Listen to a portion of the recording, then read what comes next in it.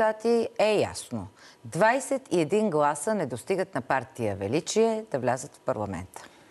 Да, обаче поне 28 от гласовете за Величие са разпределени за други формации. И това установи наша проверка, като сравнихме броенето пред камерите на няколко секции и протоколите с резултатите там. Милена Кирова беше част от този екип, който направи това сравнение. Тя сега е в студиото. Милена, къде са отишли тези гласове и може би важният въпрос е: има ли подобна грешка, такава каквато се прави с Величие, не знаем дали тя е нарочна или не, и с други партии? Възможно е да има такава подобна грешка, а иначе част от гласовете на Величие са един ред по-надолу или един ред по-нагоре в таблицата с резултати. Докато разглеждахме на случайен принцип протоколи и видеонаблюдение, забелязахме разминаване между преброените пред камерата гласове и вписаните в протокола. Това трябва да уточним, че не са загубени гласове, просто са отишли за друг.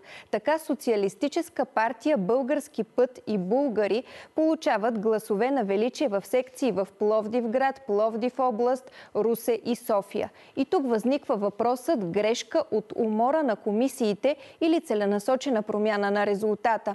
Но дори да е грешка на секционната комисия, следва проверка в районната. А нашата проверка показа, че между протоколите на избраните от нас секционни и районни комисии промяна няма. И тук казусът не е само Величие, а цялостното отчитане на резултатите от изборите.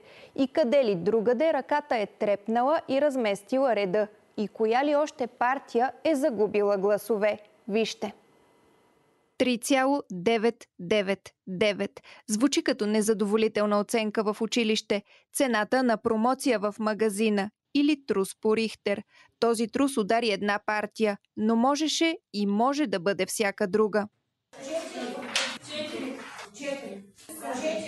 След като са натрупали бюлетини по номера, е време купчината с гласове на Величие да бъде преброена. Номер 4 общо са 9, но това са общо. Тук ще пишеш 102 броя и от тия 9 ще се извади 2 броя, стават 7 без преференции. В протокола и на СИК, и на РИК на тази секция в Пловдив, 9 гласа на Величие плюс преференциите са записани за Социалистическа партия Български път. Или иначе казано, на горния ред в таблицата. И в Пловдив област броят първо хартиените бюлетини. 4.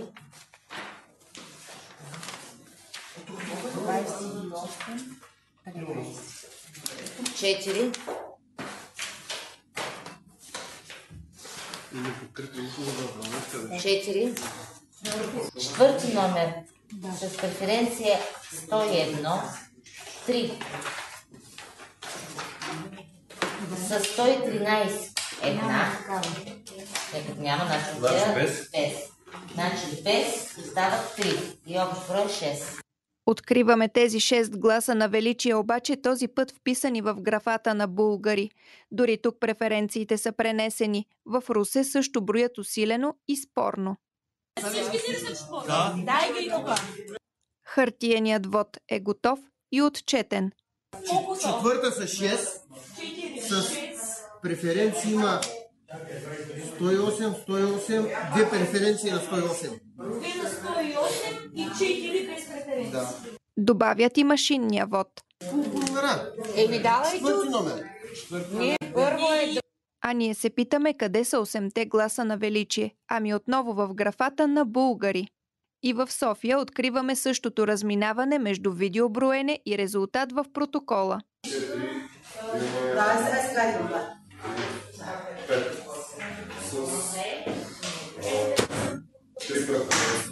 Няколко секции и гласове в грешна графа, както в протокола на СИК, така и после в този на РИК. И резултатът 3,999 или 21 недостигащи гласа. И след като видяхме всичко това, следва и някак си логичния въпрос дали има някаква реакция от Централната избирателна комисия и ще предприеме ли някакви действия. Действително потърсихме такава реакция от Централната избирателна комисия. Те казаха, че първо трябва да се запознаят с конкретните казуси. Затова ни поискаха и номерата на секциите. Очевидно и те ще гледат като нас видеонаблюдение. А иначе на заседанието си днес Централната избирателна комисия реши да изиска от информационно обслужване информация за видеонаблюдението при преброяването на бюлетините в секциите, както и детайлна информация за това колко са, къде са били камерите, къде не е имало връзка с интернет. Ще видим обаче какво ще покаже анализът и най-вече след колко време ще бъде готов този анализ, защото знаем, че той доста често се бави с месеци. А понякога това е критично важно. Разбира се, ще го очакваме.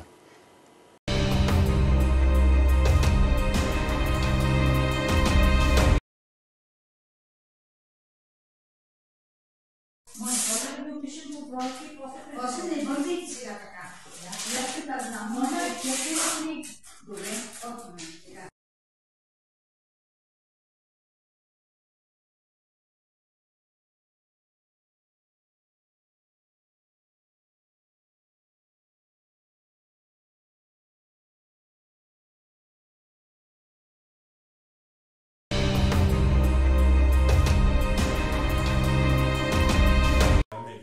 Меч.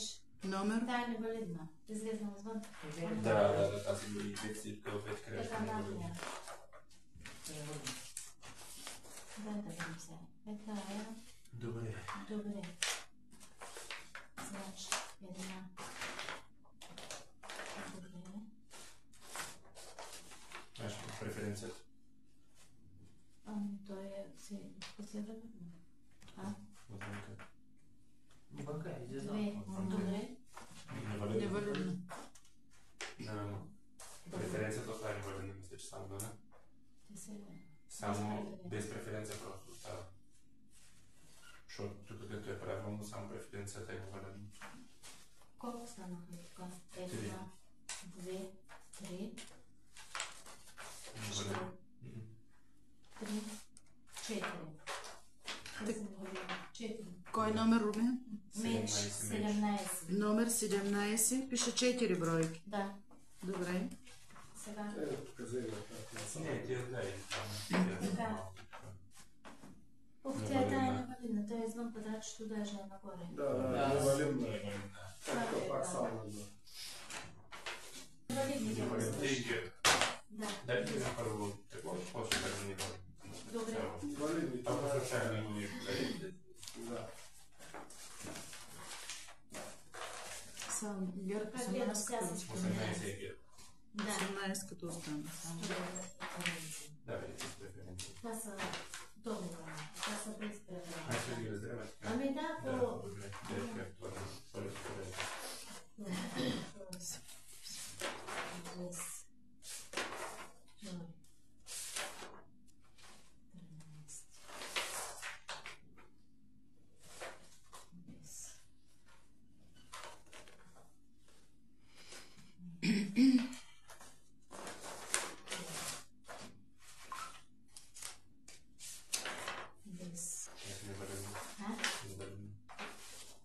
Тя не е засегнала друго квадратче.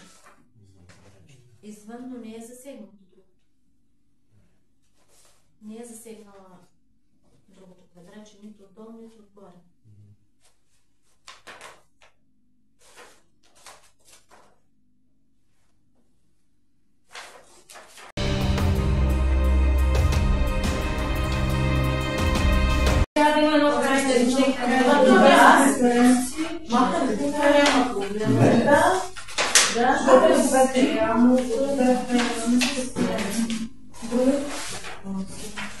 Девет бюлетина. Номер 4. Така, дайте преференция. Така, тази без преференция. Една.